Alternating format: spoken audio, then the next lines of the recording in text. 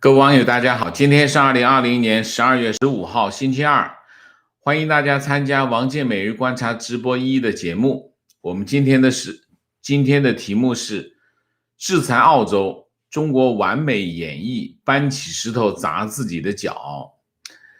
这句话呢是中国外交部发言人经常用，人民日报也经常用啊，一说美国就是搬起石头砸自己的脚。那么这句话呢，在其他国家并没有应验啊，但是这次呢，应验在中国自己的身上啊。那么上个星期开始啊，其实上个星期开始，我们有网友就开始在我们的评论区也好，在聊天室也好，就提出来说他们那个地方开始限电。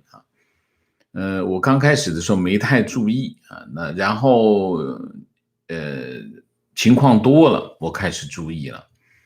我开始注意呢，特别是有一个网友特别跑到我的推特上贴了他们当地的情况。我这2天我就做了一些功课啊，开始研究到底为什么会出现限电啊。我们就从猴子变人开始讲。进入下半年，中国和澳洲的关系越来越紧张啊。那么，中国是澳洲的最大的贸易伙伴啊，于是呢，中国就开始学美国啊，利用它的市场制裁澳洲啊。那先后对这个澳洲的龙虾、澳洲的葡萄酒、澳洲的大麦啊进行这个制裁啊，高关税啊，要交保证金等等，总之就要把澳洲的产品堵住，不让它进来。最后呢，他把这个有2样东西其实很关键啊，一个是铁矿石，一个是煤炭。那么铁矿石按下不表，先说煤炭。那么中国海关10月开始啊，就开始阻止这个澳洲煤的进口。那么海关数据显示，中国从澳洲进口的澳洲煤，它不给它清关啊，不给它清关。5月份进口最高峰944万吨啊，10月份就跌到了517万吨啊，到了11月份直接跌到了179万吨，然后到了进入12月份直接不让清关啊。那么到目前为止，还有50多艘满载这个澳洲煤的这个货船滞留在中国港口。其实这些货都全是中国的货啊，就不让它进，不让它清关啊。这个受到损失的实际上是中国的那些电厂啊，电厂影响很大。你这运来煤不让清关，你怎么弄？这什么鬼啊？那么好。电厂用的煤叫什么煤？叫动力煤啊，动力煤通常品质不高，但是呢，它燃值高，它要燃值高啊，它不需要那么高的品质啊。那么，它价格是稍微便宜一点。那么，2019年去年，中国有进口，中国所有当然中国是个煤炭进口大国啊。中国的动力煤大部分都要进口，那么进口的煤57%来自澳洲，动力煤啊。那你想一下，澳洲煤一截停，后果就来了，马上就见效。11月23号，动力煤期货价格大幅上涨，截止到12月2号，8个交易日涨幅达到15%。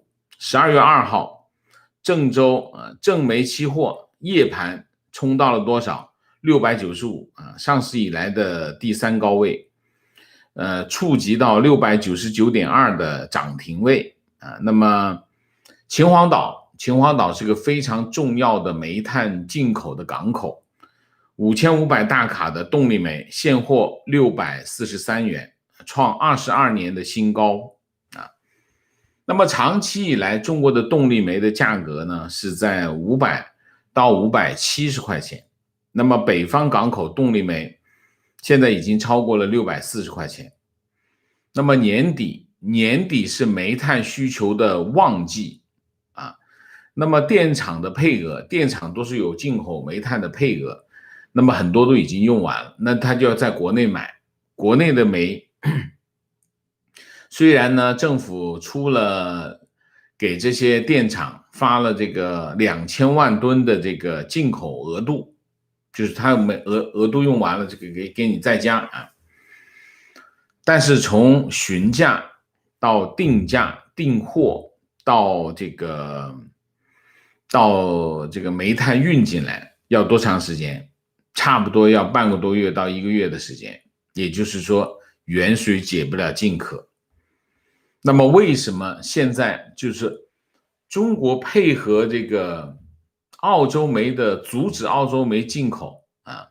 那么还出现了另外一个情况，什么情况？第一个，最近中国煤炭事故频发，事故频发的后果是什么？大家有没有留意？没有新闻报道，不报道啊，现在都不报道。然后呢，就底下就抓安全生产。中国的煤炭非常的落后，只要它提高产量，它煤矿的这个事故率就上升。它现在一抓安全生产，煤矿没办法增产，这是第一个，就是从煤矿那里提高产量来解决需求，没有可能性，这第一条。第二条，冬天来了啊，冷空气南下呢，南方又进入这个枯水期，水电开始减少啊。枯水期一来，那么水电就开始，水利没法发电。那么现在城市用电基本上都要靠火电，它有些城市靠的这个水电站，但是它现在也开始要靠火电。火电成为电力的主力，要用什么？动力煤啊。然后北方地区，长江以北地区，冬季采暖全部铺开啊。那么所以呢，需求也非常的大，这第二个。第三个，最近山西煤炭大省山西全面推动环保限产，产量大减啊。这个你不把这些事情，你不有恶意，你没办法把事情做得这么完美。然后呢，北方开始下雪，第二场雪下下来，从内蒙往外运煤炭受影响，其实历来如此啊。那么内蒙的煤炭往外运有困难，所以动力煤涨停接近了3年来的高位啊，最高的位置。对于动力煤来说啊，那么最近我们还看到一个新闻，中国跑到印尼去买印尼的煤炭啊，来替代这个澳洲煤。但是这里面就不 make sense 啊。印尼煤属于那种低卡煤，就是低热量煤，没办法替代澳洲煤啊。那么截止11月27号，秦皇岛是个煤炭集散地啊，它库存很重要。秦皇岛的煤炭库存507万吨，比去年12月6号610万吨下降了 17.35%。然后这个如果今年进口煤炭的价格指标按照2017年2.7亿吨来执行，那么今年最后2个月进口煤炭的配额不足2000万吨，也就是说今年最后2个月，就11月跟12月，南方沿海地区一方面电厂日常运营要靠库存，如果你没有库存的电厂就要限电，这个城市就不够电啊。另外一方面，南方的这些沿海地区每1个月就是2个月，每个月要从北方的港口往南调1000万吨，所以你可以看中国沿海地区的运输非常繁忙。为什么很多货运不出去，就是因为被煤占了啊。那么如果购买能力有限，或者是购买渠道有限的省，就要开始限电。那么南方很多省都开始限电，源头在哪里？源头在限制澳洲煤啊，这就是搬起石头砸自己的脚。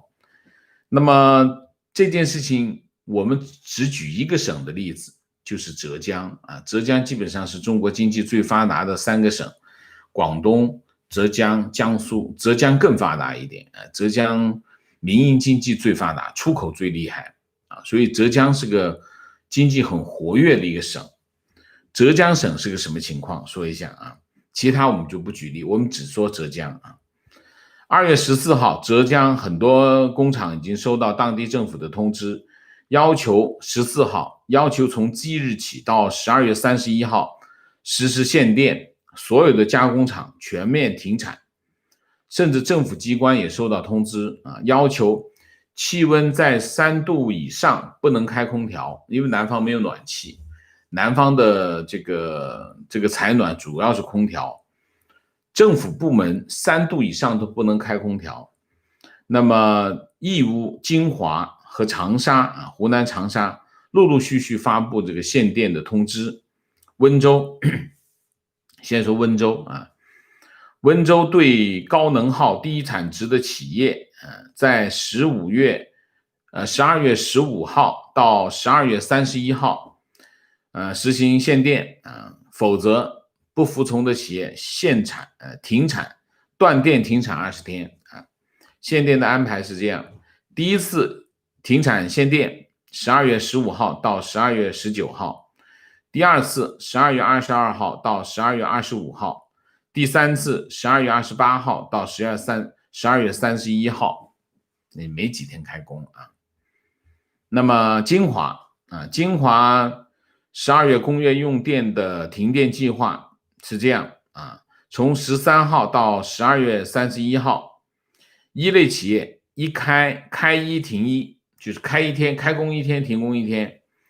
B 类企业 A 类企业是开一停一， B 类企业是开一停二， C 类企业开一停三， D 类企业全停啊。那么义乌市区路灯关了一大半，楼宇照明不准开，甚至店铺的招牌都不许开灯，然后小区楼道灯也要关，地下停车场分区关灯啊。很多中小企业啊，因为赶订单跑到市场去买这个发电机，结果发电机昨天6000一台，今天8000一台啊。这个时候正好是这个外贸很火热的时候，很多企业订单都已经排到明年年中啊。那么现在这么一限电啊，对于外贸企业来说那就是灾难啊。浙江省为了掩盖这个缺煤限电的原因，特别整了一个什么东西呢？特别整了一个浙江省进一步加强能源双控，推动高质量发展的实施方案。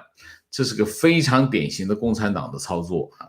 要求今年把这个煤炭消费总量从2015年下降5%以上，控制在1.31亿吨以内。这个网上还编了一个故事，说这次紧急限电是因为俄罗斯突然宣布停止对中国30亿度供电的情况啊，这太扯了，扯到哪去了啊？那么制裁澳洲啊，当然对澳洲特别是制裁澳洲煤，对澳洲的煤矿打击当然非常大啊。那么但是澳洲的煤矿肯定没有中国的钢铁厂惨啊，中国钢铁厂非常惨。钢铁厂有2个基本的原材料，一个叫煤炭，一个叫铁矿石。煤炭，钢铁厂用的煤炭叫焦炭，实际上是用煤焦化啊，叫炼焦啊，变成一种焦炭，然后再去烧啊，那个燃值更高。那么受到煤炭供应紧张，那么导致焦炭也开启第8轮涨价。那么河北炼焦厂集中在河北和山东啊。大家知道炼焦会什么？炼焦就是高污染。经常这个中国的城市污染，经常讲什么汽车排污，这绝对是胡扯。北京的空气污染就是北京周边的钢厂和这个焦炭厂，叫炼焦厂。炼焦厂集中在2个省，一个是河北省，因为河北有很多钢厂，还有一个就是山东省。这2个地方，那你想一下，围着北京全是这些钢厂、炼焦厂，能不污染吗？所以中国的这个大气污染的问题，根本问题是工业污染。工业污染这些就是重化工业的污染，重化工业全是国企，所以呢，板子全打到汽车身上去了。这是中国的一个巨大的谎言啊！扯远了。那么河北、山东各炼焦企业12月1号开始启动第8轮涨价，每吨涨50块钱。那么它已经涨了8次了啊！与此同时，那么随着海外港口发货回落，导致铁矿石价格飙升，每一吨突破了1000元大关，创8年来的新高啊！大概涨了多少？和今年11月份的低位相比，铁矿石的价格将近涨了100%啊！铁矿石价格涨了100%，你不制裁它的煤吗？制裁它的葡萄酒吗？好，就让你尝一下铁矿石的铁拳啊！那么，我们讲一下啊，澳大利亚的铁矿石占全球供应全球53%的市场啊，所以它基本上能够控制全球的铁矿石价格，因为它这个巴西只占21%啊。中国进口的铁矿石，澳大利亚占到65%，澳大利亚占中国进口铁矿石的65%。澳大利亚的铁矿石是中国完美的需求，为什么？供应为什么？第一，距离近；第二，品质好；第三个，供应量大，你要多少给多少。所以过去一年，中国从澳洲进口了7亿吨的铁矿石。那么中国国产的铁矿石只能供应中国20%，中国钢厂需求只能满足20%，所以对中国来说，中国的钢铁钢厂有65%来自于澳大利亚。其实中国的整个经济命脉其实是捏在澳大利亚手里。你想一下，钢是什么？钢是在工业当中有2样东西是不可缺少的，一个是叫石油，一个是叫钢铁，这2个东西是绝对不可缺少的。所以很多人讲我需要这个石油，但是很多人忽略了钢铁。你没有钢铁，基本上整个经济也是要瘫痪的。中国占65%啊，那你看看它要付出多大的代价。那么中国的钢厂今年上半年40%亏损，40%的中国的钢铁厂靠亏损。那么进入第3季度，钢价开始下跌，那么铁矿石的价格开始涨起来，这2头一挤，中国的钢厂其实是非常的困难啊，因为亏损会越来越大。于是呢，中国的大型的钢铁厂就开始宣布涨价。12月10号，宝钢是中国最大的钢铁厂宣布1月1号它的出厂价全面上调冷轧、普冷、厚板、镀锌、彩涂分别上涨，每吨上涨400、500、300、500、400每吨上涨这么多那么12月10号，中国钢铁企业协会就是代表这钢厂，组织宝钢沙钢、鞍钢、首钢、合钢、华菱钢开一个座谈会讨论这个铁矿石的问题。然后会议就说呢，目前铁矿石的价格已经偏离了供应的基本面，呼吁这个市场监督总局和证监会介入调查，说有人炒卖。那么而且他说呢，这会议说呢，铁矿石价格大幅上涨，超出了行业对涨价的预期，预计后期钢铁行业亏损面将明显扩大，明显扩大，这讲得很温和啊。与此同时，受到铁矿石价格大涨推动，螺纹钢是什么？螺纹钢就是钢筋，钢筋是什么？钢筋就是中国所有盖房子都一定要用钢筋啊，钢筋就是最基本的建筑材料。螺纹钢进一步的上涨啊，螺纹钢开始反弹。那么建筑企业一看这个钢材价格在上升，螺纹钢开始在上升，然后铁矿石在上升，这个建筑企业坐不住了，开始进场去抢购这个螺纹钢，螺纹钢价格就反弹。你想一下，冬季是什么？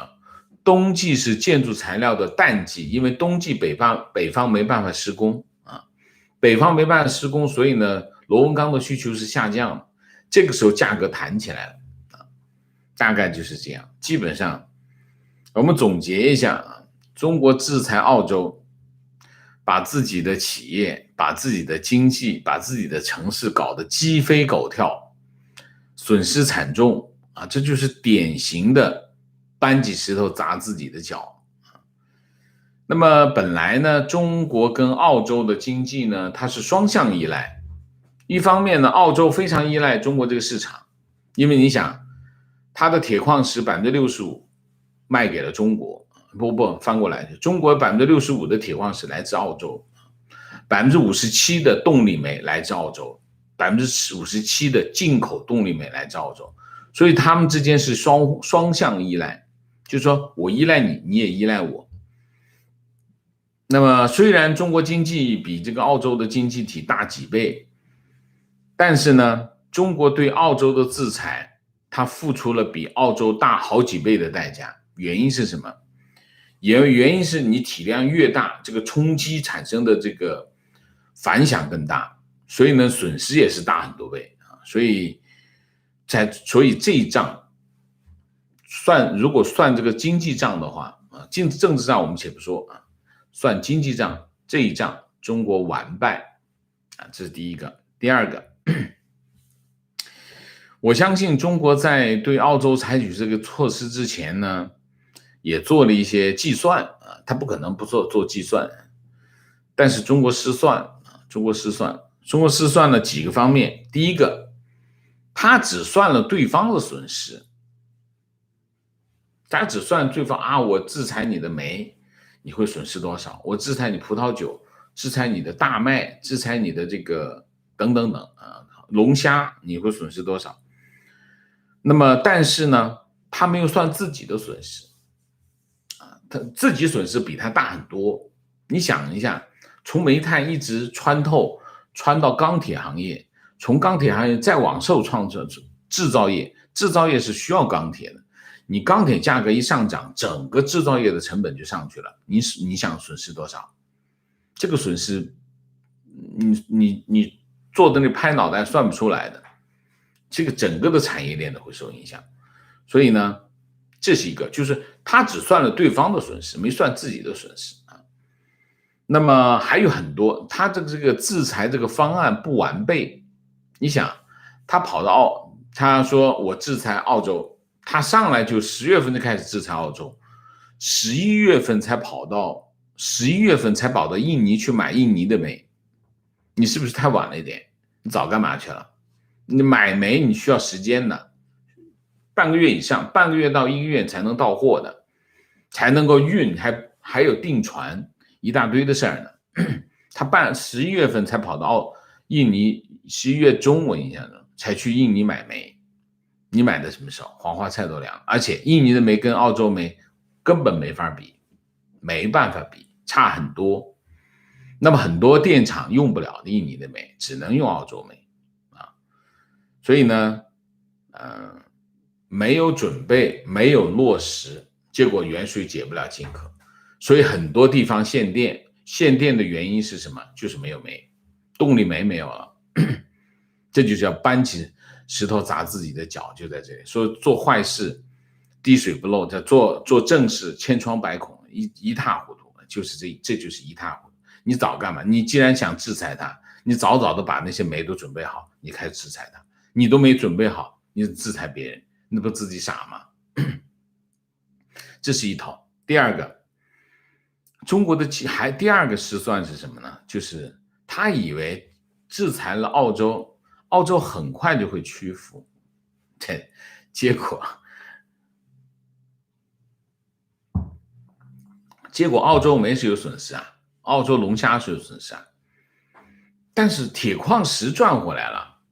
铁矿石价格一下子上来，你别忘了，铁矿石的量7亿吨一年，那你不多吧？你一吨涨1倍，你想想什么情况？那得挣多少钱？中国一年向澳洲进口的这个铁矿石1000亿美元，不多啊，涨50%就500亿就够了，弥补哪个损失不够啊？这个账没算好。所以铁矿石澳洲赚大了，所以澳洲没有屈服，更强硬，这两个失算啊。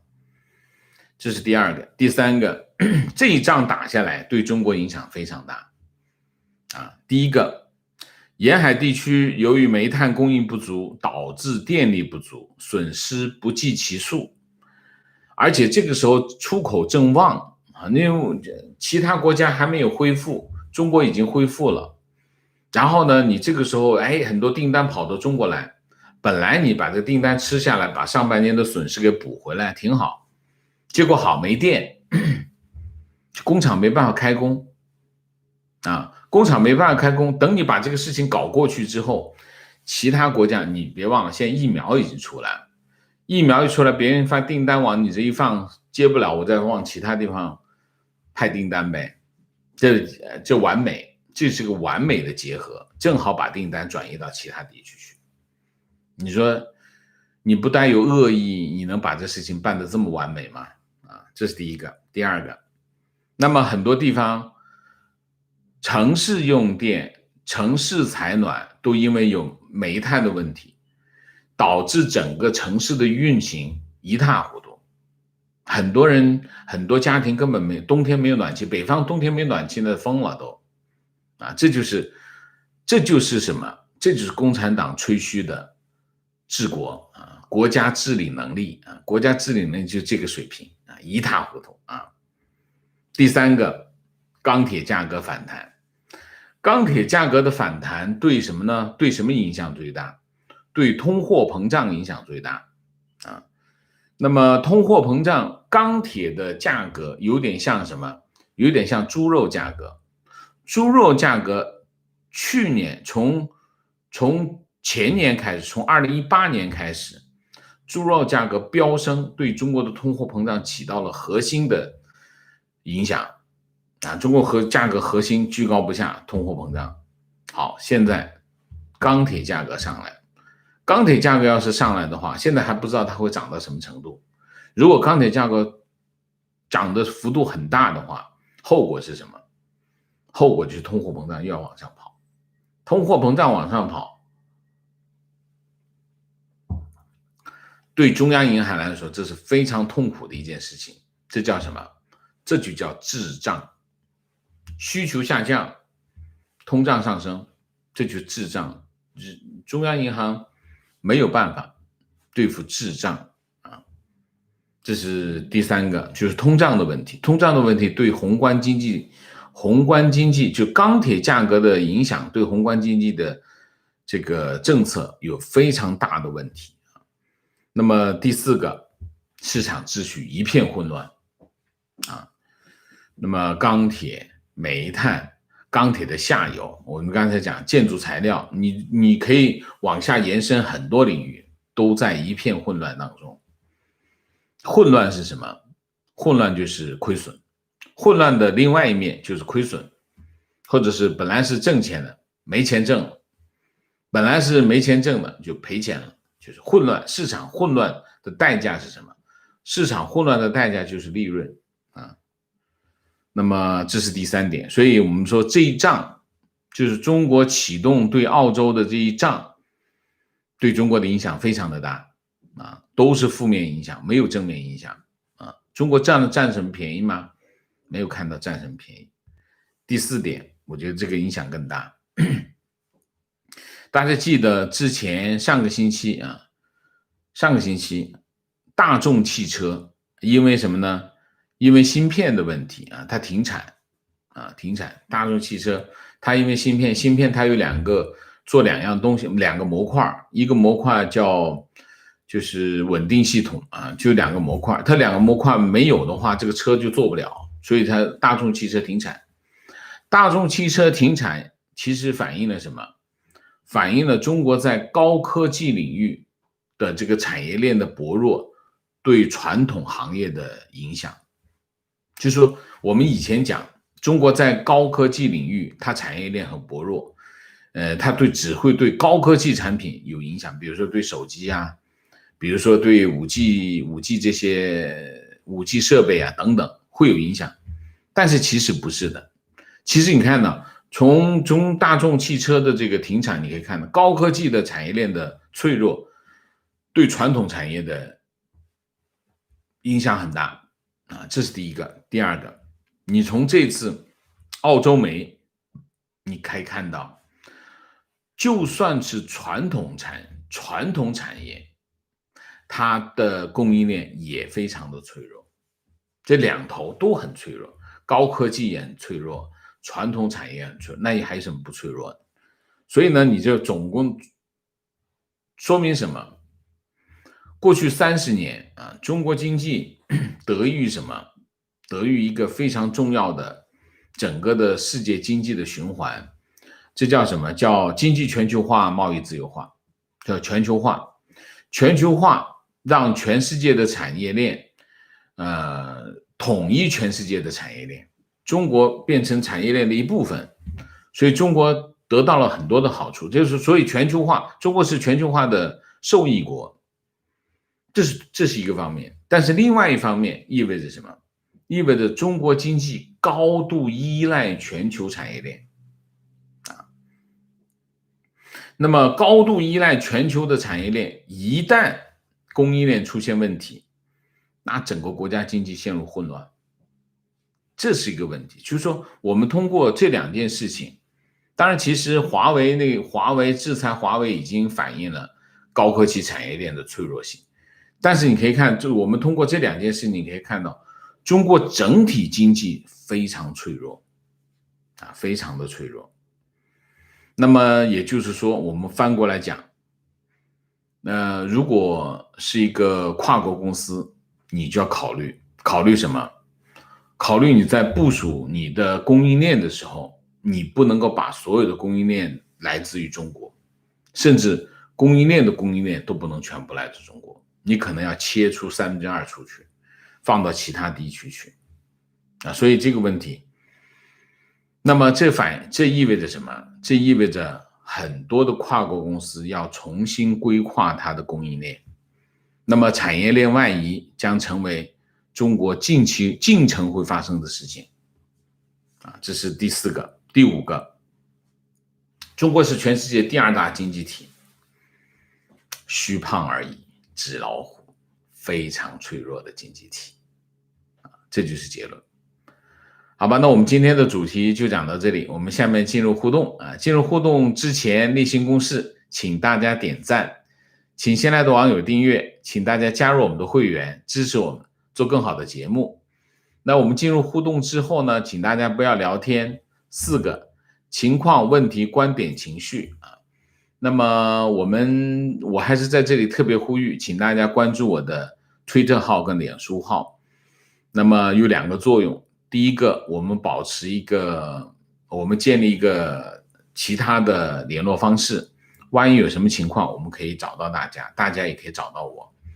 第二个呢，我还是希望大家来参加我们的直播那么有的时候呢，平台发不出去通知这个通知通常是到达不了，所以这个情况之下，我每天呢会在直播之前5到10分钟，把我们直播的链接发在脸书和推特上面，大家可以通过那个进入我们的直播，好吧？我在这里讲一下，好吧 ？OK， 我们现在进入互动啊，看看今天有什么高见明谢，全秀兰，谢谢。刘春风，谢谢 Roger， 谢谢林塔卡亚马，谢谢。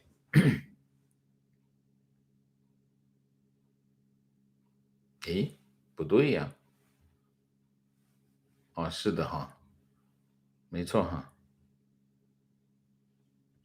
情况：湖南小县城工业园区也通知各用电大户限电，还打出了节约用电的口号。现在情况就是这样。现在大家都在，其实是整个大家可以看到，限电的区域主要集中在南方啊，因为南方电厂备煤的这种库存呢，没有北方来的集中。北方因为冬天需要用电量很大，所以通常北方的电厂它的库存煤炭的库存会比较多。坐标上海，今天晚上坐公交从徐家汇淮海路人民广场过，感觉晚上的灯好像没有以前那么亮那么多了，我心里还纳闷，以为商家要节约成本，原来是这样。但淮海路的景观灯还是很多亮着的。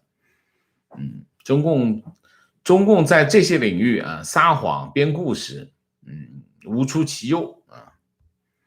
情况：台湾、日本都烧天然气、石油发电，只有 CCP 不管雾霾，烧煤炭，所以呢，就板子都打到汽车上面去啊。情况：水电在冬季枯水期无法满足用电需求，火电是最稳定的。北方冬季取暖也需要热电厂供热，所以今年冬天北方的暖气不靠谱了，非常正确。暖气其中有一部分是来自电厂电厂它烧锅炉就产生蒸汽蒸汽就可以给城市供电。我们上个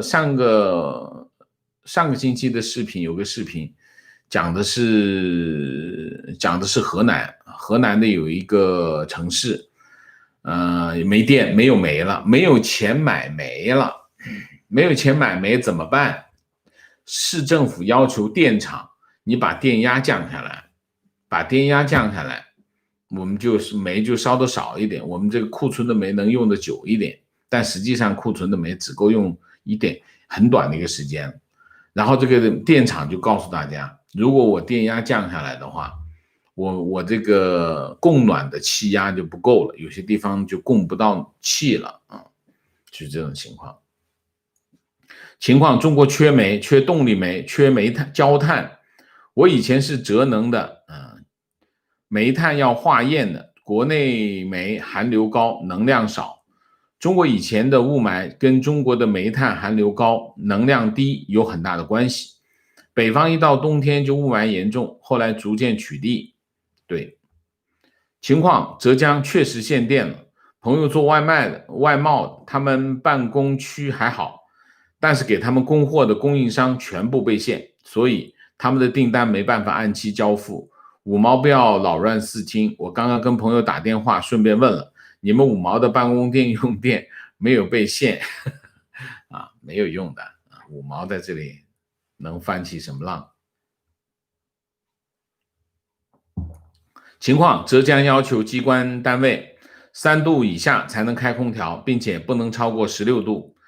南方湿冷，带热水袋也非常冷公务员都在抱怨。抖音评论说，想想我们在外面工作的工人，公务员抱怨就辞职吧，让我去做办公室情况：今年的中国钢材堆积如山，钢铁有明显的周期性，本来过春季开工的消化，10月库存一般会处于全年最低位置，但今年上半年经历了前所未有的疫情，目前国内螺纹钢热卷的库存和前几年的年内高点几乎不相上下，可以说是钢材的累库给了中国对澳洲煤炭说不的底气有底气吗？抵成这样堆积如山，好吧，那我们看看这个价格能不能说明问题呢？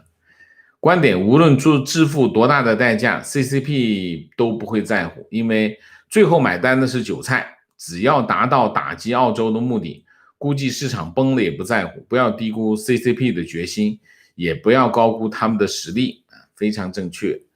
观点，一边用全球化打开市场，一边用市场绑架政治，6个字概括就是既要又要还要。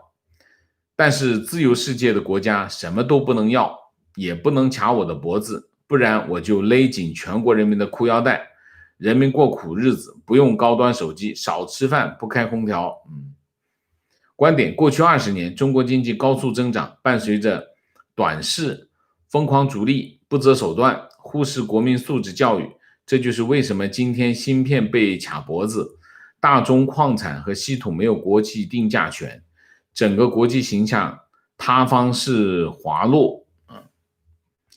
观点，中共一直失算，粉红前几年忽悠台湾半导体放弃占比中国16%的市场，台积电就完了，结果华为被制裁，台积电产能瞬间被其他客户填满。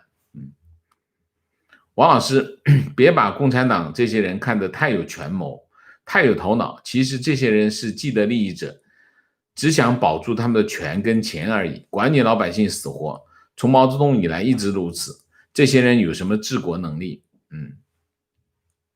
不，我不是说把他们看得太高，我只是要把他们的谎言戳破而已虽然你说的这话也没错，如果你把这个话延伸出来的话，那我们这节目就不用干了，贴个标语就好了，中共无能就可以了。但是我们要告诉大家，到底他怎么无能，无能的结果是什么，他的路径是怎么发生的，我们把来龙去脉跟大家讲清楚。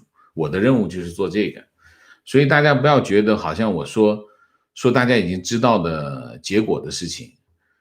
我们知道结论，但是结论要不断的论证，而且这个世界哪有一成不变它不断的发生变化，这个变化是我们需要关注的事情所以请大家不要给我提这样的建议，如果提这样的建议，我们基本上这节目不用干了情况，我以前看过一篇讲雾霾成因的文章，觉得挺有道理，说大批火电站更新过滤设备时，因为想降低成本，没有安装足够的加热设备，导致排出的烟气温度太低，滞留在低空形成雾霾。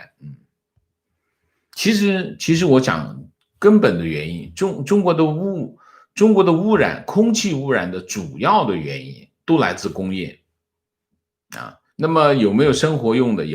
有没有汽车？有，但是主体是工业，而且是重化工业像发电、煤炭、钢铁都这些才是大头。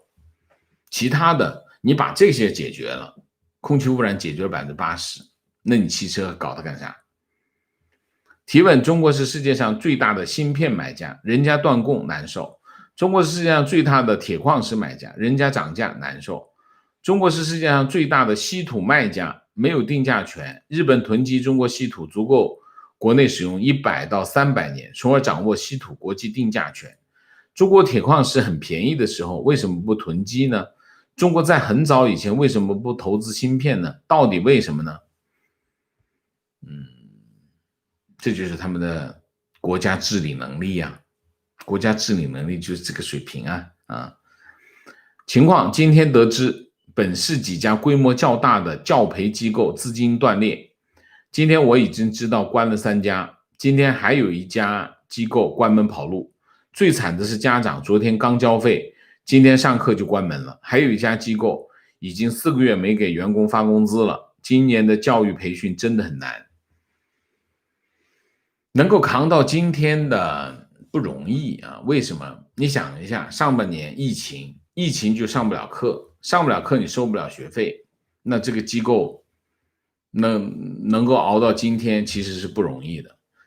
但是如果大家要知道，如果因为培训机构呢，轻资产，它的主要的成本是什么？就是2个，房租跟员工工资。那如果他没有收入，房租那边拿不到优惠，员工这边还发工资，他又不能把员工全开掉，员工全开掉的话，他生意没法做了，他主要的资产其实是员工。那么拖也有问题，拖你想员工也要生活，那可能有员工会流失啊等等，所以教培机构今年倒闭到现在，我不知道有没有剩下30%啊，有没有剩下30%？所以中国政府他讲吹牛吹了半天，其实有一点他没有做，就是支援他们。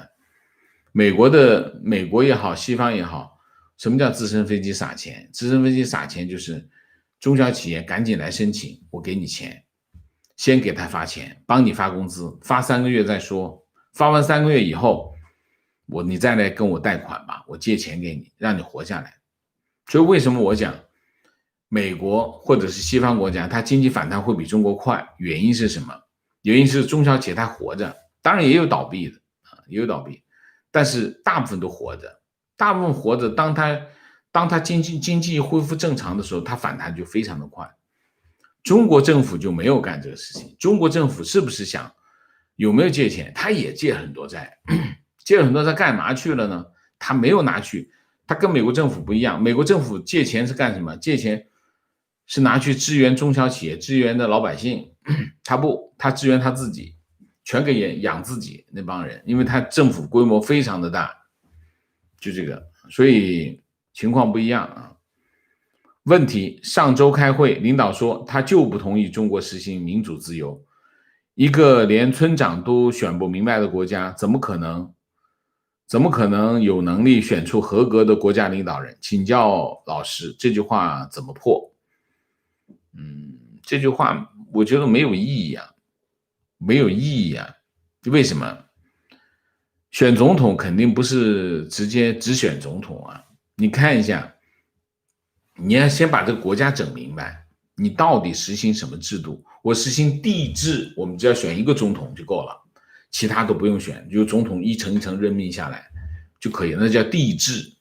如果你实行民主制度，那就不是要选一个总统的问题，全国所有的地方都要实行自治。什么叫自治？自己管理自己，一个城市自治，一个县自治，一个县你要选县长，一个市要选市长，一个省要选省长，你整个国家治理体系就完全不一样，就不是说我要选一个总统的问题，是要选无数个行政首长的问题，整个国家要改变体制，改变制度，改变每个人对这个地方的投入和支持。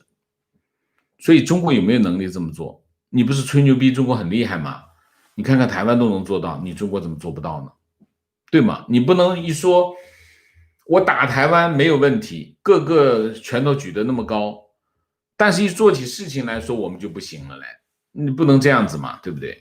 所以你先把逻辑搞明白再说，我们再来提这个问题。我不想答这个问题，好不好？情况，山东如意今天传出债务违约10亿啊，如意又违约了。如意不是被收购了吗？山东如意不是已经被国资委收购了吗？怎么还债务违约10亿啊？广州海星停摆，9富暴雷啊！好，观点，感谢王老师这期节目。王老师用数据让我们把很多 dots 都连接起来，有理有据，非常喜欢王老师讲中国议题啊，谢谢啊。观点再次印证了中共执政的无能，中国的民众没有选票，没有真相，只能被蒙在鼓里，逆来顺受。希望王老师多做一些这样的非常精彩的节目，能够帮助唤醒很多在墙内的人们。再次为王老师点赞，谢谢啊，谢谢。问题请教王老师，中国贫富差距啊，全球第一啊，共产党变成发财党。中国人为什么不生气不反抗？中国人生气啊，反抗啊，只是你没有看到而已啊。中国很多反抗，只是媒体不报道啊，大家不知道而已啊。所以大家千万不要以为中国人不反抗，不是的，中国人很生气，很反抗啊。观点：传统产业、科技产业目前都暴露出来的问题，更加证明了中共做事只图表面好看，目的是为了执政，而不是为了真正的治国。他不是没有算自己的损失，而是宁肯牺牲自己韭菜们的损失，也要制裁澳洲。中共的领导就是这样，只算政治账，不算经济账。我不觉得，我就觉得他没有算自己的账。为什么？他原因是他的确是不 care 啊，不 care， 但是他的确是没有算啊。你觉得他会无所谓吗？我觉得如果需要，他会付出代价，让他们付出代价。但是你不要忘记了，他是执政党，这些问题他都要来解决的。你别以为他不解决。你说供暖没问，北方一个城市暖气没了，他市政府不得有人抗议啊，不得有人找他呀，他也得解决这个问题，不解决那不行的。所以大家不要讲这种气话，气话没有用，没有意义。我们要明白，你一个执政党，所有的问题都会到他面前来。我说他这么干，他是没有计算的原因是他水平太差啊。当然，他最后你说在一个计算，在一盘算盘里面当中，韭菜们作为成本，他就打上去了，这个无所谓啊。但是他问题是他没有打这个算盘，他这个算盘根本不会打。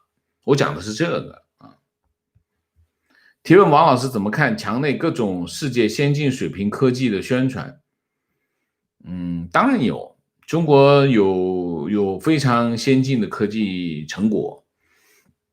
这些先进的科技成果有3个来源：第一，偷来的，主要是偷来的啊。然后呢，付出巨大的代价研制出来的啊，这是第2个。第3个，中国也有勤勤恳恳做研究的科技人员，也有，当然也有，这绝对不能抹杀。3个来源啊，3个来源，它当然其中还包括造假，你不知道是真。上次说中国的那个叫什么计算机比谷歌那个多少亿倍啊，几千亿倍，你信吗？我是不信啊。